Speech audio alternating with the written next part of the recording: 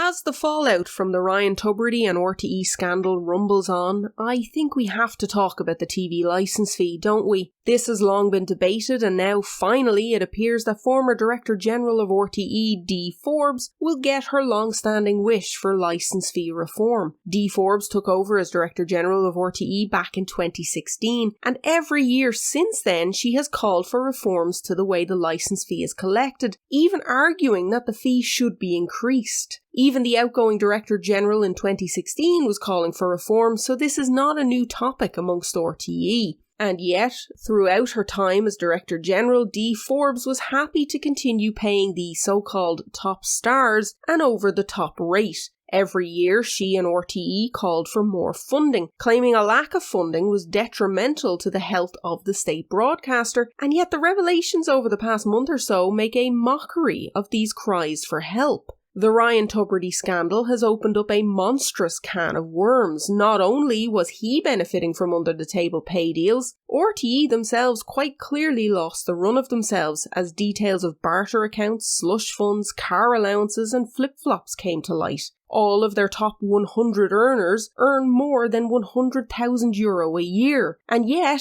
they were out with the begging bowl time and time again looking for better funding and a clampdown on not only TV licence evaders, but also on those households without TVs but who are accessing RTE through the RTE player on other devices. You know, the few times it actually works. Just as an aside here, have you tried using that piece of junk lately? For a nation that tries to market itself as a great tech capital, we don't seem to have the know-how in RTE to make a competent catch-up service for our state broadcaster. But anyway, back on track. It is not news to anyone that the RTE stars are overpaid. Even going back as far as the financial crash of 2008, there were criticisms of the pay at RTE. But the latest revelations, coupled with the ever-present begging bowl and cries for reform, have caused quite the backlash from the ordinary people of this country. Since the scandal broke, revenue from the licence fee was down by about €3 million.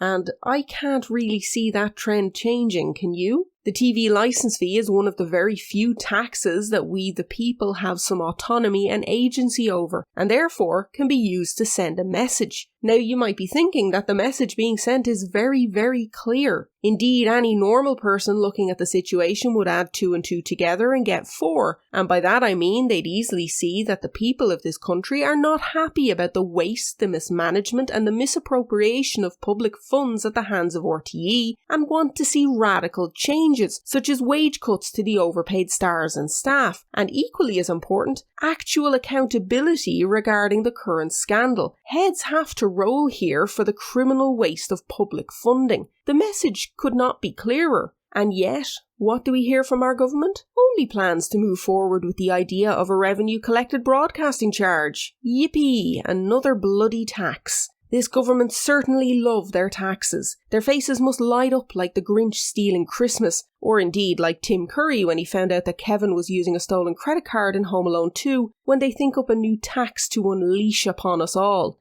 So this new tax appears to be the way forward for the government, even though as recently as last year the government decided against this new broadcasting tax, with one of the reasons being that they feared a backlash similar to that of the water charges. And with good reason in my opinion, much like the water charges, a broadcasting tax would hit everyone's pocket. And when people already don't believe that RTE is worth the funding they already get, well, it's going to be a tough sell. €160 can go a long way towards the ever-increasing ESB or grocery bills after all, and if you have to choose, well, I think I can guess what most would do. But this government is never one to miss an opportunity, and the decline in numbers in renewing or purchasing a TV licence is all the excuse they need to resurrect this ridiculous idea. Because once again, instead of listening to the people, they ignore us as usual. They ignore the obvious reasons for the mass refusal to pay, and are going to plough ahead with another incredibly unpopular move. And they also ignore the main recommendation by the Future of Media Commission, a group that was established by this government in 2020 with the explicit aim of finding ways to keep Ireland's media afloat. That commission recommended scrapping the TV licence fee altogether. But the government have ignored this and instead are favouring a group of civil servants who want to push forward with licence fee reforms. Go figure.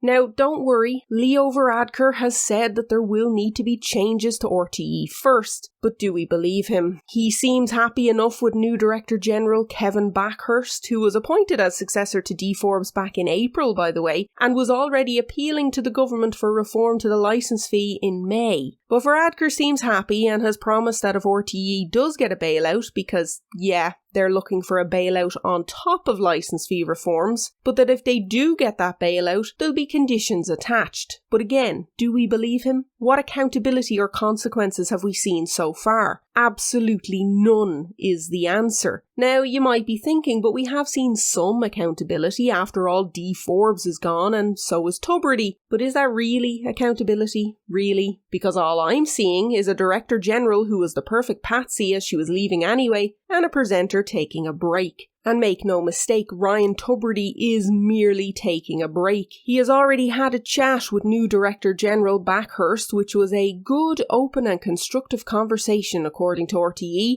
A private, behind-closed-doors chat, by the way, with no more details given, just in case you were wondering if transparency is considered important by the new Director General. Honestly though, if I were to guess, I'd say Ryan Tubridy will either be the first or the last guest on the new season of The Late Late Show with new host Patrick Keelty, before he inevitably settles back into his radio role. His rehabilitation has already been commenced by the Irish media, with the Irish Times even going so far as to platform him in the wake of Sinead O'Connor's untimely death, when really he should have read the room and kept his head down, in my opinion. It just didn't sit right with me. Speaking of Kevin Backhurst and the Ryan Tubridy issue, he's already off to a rough start as Director General. He claimed that he wanted a decision on Tubridy's future before the end of July. Well, it's now August and he has already lied to the public. Not a great start to get the public back on side. Now, a decision may well have been made in the time it took me to record, edit and upload this video, but the point still stands. He said by the end of July, and he missed that self-imposed deadline.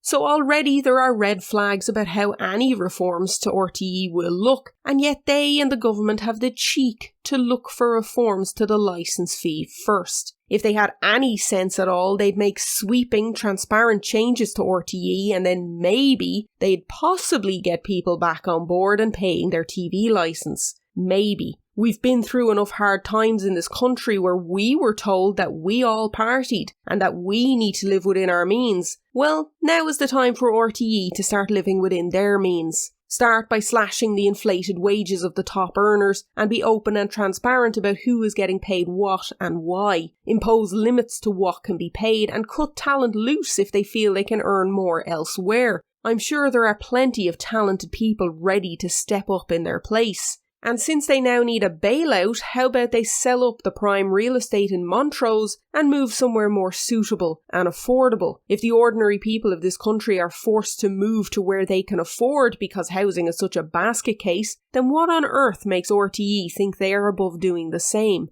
They need to cut their cloth to suit their means just like everyone else has to. RTE must also stop trying to, or pretending to, compete with Netflix and Sky and the likes. RTE is a publicly funded state broadcaster. Start acting like it. Focus on the homegrown stuff that we can't get from other providers and stop pretending to be something it's not. There is a place for a public broadcaster in my view, but the current incarnation of RTE is not it. Park the ego at the door and do the public service required of a state broadcaster. And finally, RTE and the government need to stop insulting the intelligence of the citizens of this country and start using the funds available to them in a more streamlined manner. Those who enable the slush funds and the decadence need to be removed for any semblance of trust to be restored. You can't piss public money up the wall in such a greedy fashion and expect the public to be content to sit back and watch it happen again. But unfortunately, like seemingly everything in this country, there will be no accountability for those who deserve it. Instead, the only accountability will be brought in the form of a punishment to the citizens who are fed up watching public money being wasted with nothing to show for it. Will the government push ahead with this brain-dead and tone-deaf broadcasting tax? Only time will tell, but the sheer fact that they are floating the idea at all tells you all you need to know about how accepting they are of waste and greed.